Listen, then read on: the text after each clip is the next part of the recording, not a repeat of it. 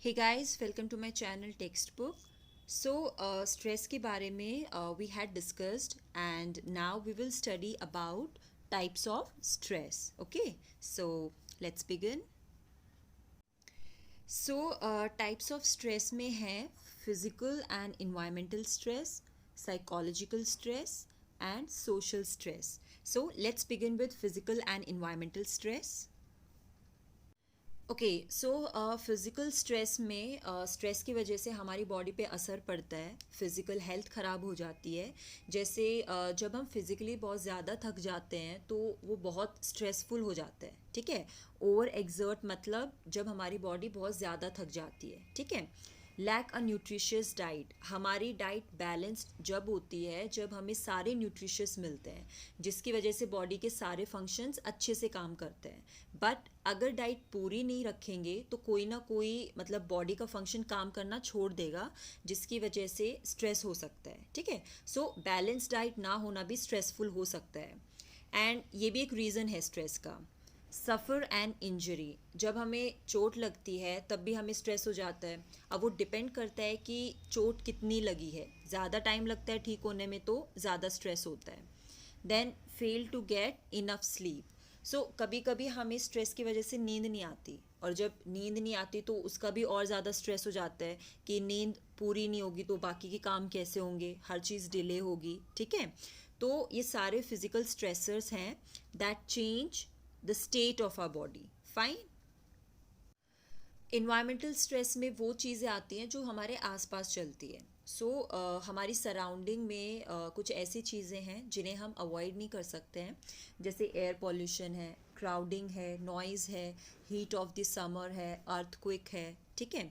सो air pollution हो रखा है, आप बाहर नहीं निकल सकते, आइज़ को इफ़ेक्ट करता है, ब्रीदिंग में प्रॉब्लम होती है तो स्ट्रेस का कारण बनता है। बहुत ज़्यादा शोर हो रहा है कि आप सहन नहीं कर सकते, पढ़ नहीं पाते, एग्ज़ाम्स चल रहे हैं तो ये भी आपको स्ट्रेस का मतलब ये भी आपके स्ट्रेस का रीज़न बन सकता है, ठीक है।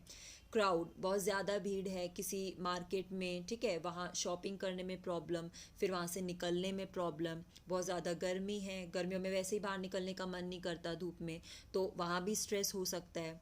अगर अर्थक्वेक आ जाता है, मतलब कोई भी ऐसी सिचुएशन, कोई भी ऐसी चीज़ जिस पे हमारा कोई कंट्रोल नहीं है, कोई भी इन्वायरमेंटल सिचुएशन जिसकी वजह से बहुत डैमेज हो सकता है, ठीक है, तो उसकी वजह से भी स्ट्रेस हो जाता है। ये फिज़िकल एंड इन्वायरमेंटल स्ट्रेसर्स हैं जिसकी वजह से स्ट्रेस हो सकता है। Fine. Then we have psychological stress, ये वो स्ट्रेस है जो हम खुद अपने माइंड में जनरेट करते हैं, ठीक है। इसे हम इंटरनल सोर्सेज ऑफ स्ट्रेस बोलते हैं, क्योंकि जो भी पर्सन ये एक्सपीरियंस करता है उसके लिए ये यूनिक है, ठीक है, पर्सनल है। इसमें क्या होता है, हम प्रॉब्लम्स को लेके परेशान होते हैं, एंजाइटी फील करते हैं और फिर डिप्रेस्ड हो जाते हैं। ये सिर्फ स्ट्रेस के सिम्टम्स नहीं है बल्कि रीज़न भी है आगे और स्ट्रेस होने का, ठीक है। साइकोलॉजिकल स्ट्रेस के सोर्सेज क्या क्या हैं। सबसे पहले है फ्रस्ट्रेशन। फ्रस्ट्रेशन क्या होता है, results from the blocking of needs and motives by something और someone that hinders us from achieving a desired goal. जब हमें अपना डिज़ायर्ड गोल नहीं मिलता तो हम फ्रस्ट्रेट हो जाते हैं, हमारी नीड्स पूरी नहीं होती हैं, मोटिव्स पूरे नहीं होते हैं तो हम फ्रस्ट्रेट हो जाते हैं।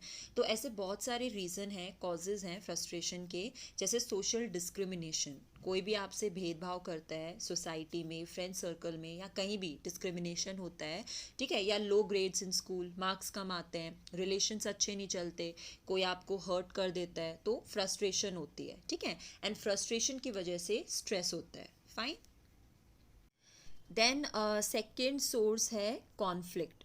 इसमें क्या होता है कि जब हम दो या दो से ज़्यादा चीज़ों में डिसाइड नहीं कर पाते हैं कि हमें चाहिए क्या है, मतलब हम कंफ्यूज होते हैं। Example, whether to study dance और साइकोलॉजी, आपका डांस का भी मन है और साइकोलॉजी भी पढ़नी है, ठीक है, ये दोनों आपकी नीड्स हैं but you have to choose one. आपके मन में कॉन्फ्लिक्ट होता है कि डांस करना है या साइकोलॉजी पढ़नी है, ठीक है, आप डिसाइड नहीं कर पाते हो, आपको अपनी स्टडीज़ कंटिन्यू करनी है या जॉब करनी है, ठीक है। वैल्यूज़ को लेके भी कॉन्फ्लिक्ट हो जाते हैं, जैसे आपको कोई भी एक्शन लेने के लिए प्रेशराइज किया जाता है जिसके आप अगेंस्ट में हो, तो वहाँ भी कॉन्फ्लिक्ट होता है जिसकी वजह से स्ट्रेस स्ट्रेस होता है. सो कॉन्फ्लिक्ट इंटरपर्सनल भी हो सकता है और इंट्रापर्सनल भी हो सकता है. इंटर में आपका ओपिनियन किसी दूसरे के ओपिनियन से मैच नहीं करता है, ठीक है, तो कॉन्फ्लिक्ट होता है. एंड इंट्रा में आप खुद दो चीज़ों में डिसाइड नहीं कर पाते हो, ठीक है, चूज़ नहीं कर पाते हो, तो कॉन्फ्लिक्ट होता है. फाइन. देन है इंटरनल प्रेशर्स. इसमें हमें एक्सपेक्टेशंस होती हैं खुद से, ठीक है, like I must do everything perfectly. So जब हम ऐसी कुछ एक्सपेक्टेशंस खुद से रखते हैं तो ऑब्वियसली डिसअपॉइंट होते हैं एंड स्ट्रेस क्रिएट होता है, राइट, क्योंकि हम बहुत हाई एक्सपेक्टेशंस रख लेते हैं कभी कभी अपने गोल्स को अचीव करने के लिए, ठीक है. फिर है social pressures may be brought about the people who make excessive demands on us. So social pressure में सोसाइटी, फैमिली, फ्रेंड्स, इन लोगों की जो एक्सपेक्टेशंस होती हैं हमसे कि हमें करियर में क्या अचीव करना है, ठीक है, स्टडीज़ को लेके, जॉब को लेकर वो जो एक्सपेक्ट करते हैं. देन ये शादी की एज है, अब बच्चे होने चाहिए, तो ये जो डिमांड होती है लोगों की हमसे, वो सोशल प्रेशर होता है जिसकी वजह से स्ट्रेस क्रिएट होता है. एंड ये ज़्यादा प्रेशराइज होता है क्योंकि हम इन लोगों के साथ रहते हैं, काम करते हैं, तो ये प्रेशर स्ट्रेस क्रिएट करता है, ठीक है. तो ये सारे हैं साइकोलॉजिकल स्ट्रेस के सोर्सेज.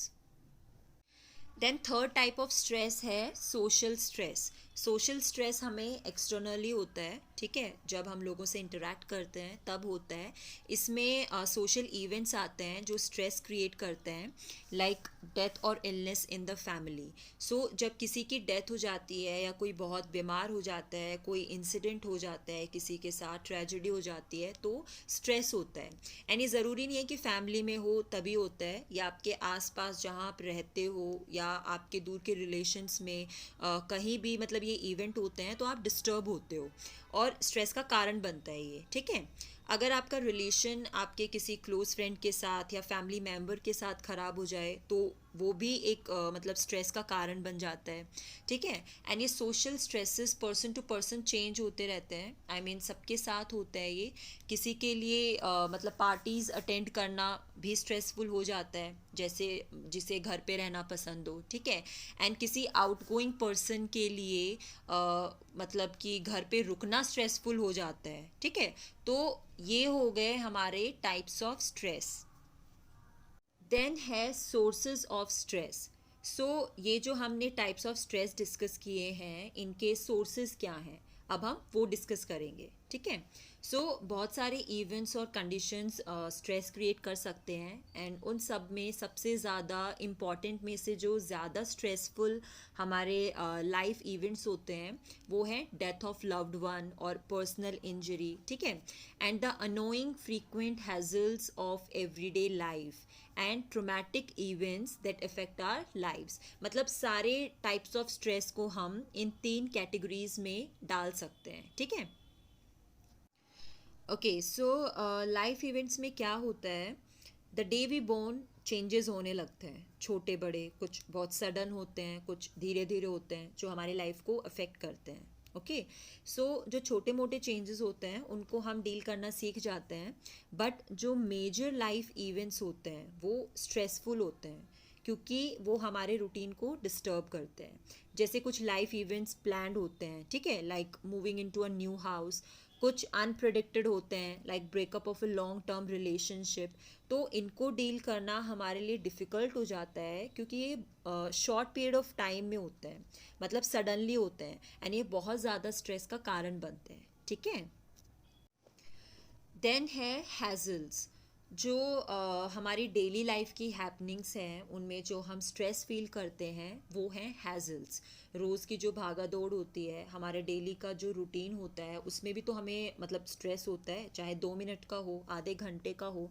हम अपने काम को टाइम से पूरा करने में लगे रहते हैं, टाइम से कहीं पहुंचने में लगे रहते हैं, और चीज़ें जब टाइम से नहीं होती हैं तो स्ट्रेस होता है, राइट. सो बहुत शोर शराबा है, ठीक है, हम पढ़ नहीं पाते, कहीं जाना है टाइम से ट्रांसपोर्ट नहीं मिलता, अगर लड़ाई झगड़े वाले पड़ोसी मिल जाते हैं तो भी स्ट्रेस होता है, पानी और इलेक्ट्रिसिटी की कमी हो सोसाइटी में, ट्रैफिक बहुत ज़्यादा है, टाइम से नहीं पहुंच पा रहे हैं, तो ये सारी चीज़ें स्ट्रेस क्रिएट करती हैं, ठीक है.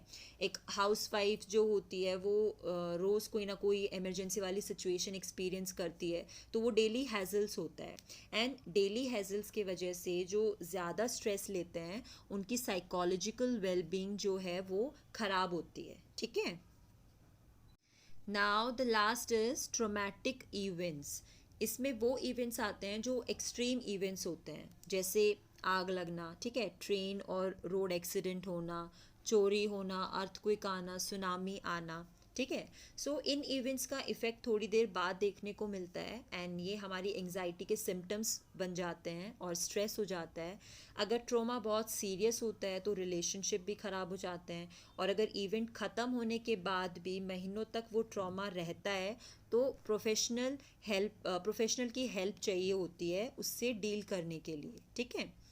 So let's end it here. Next video में we will discuss effects of stress. And अगर आपको ये वीडियो अच्छी लगी then please do like it, share it and don't forget to subscribe my channel. Thank you.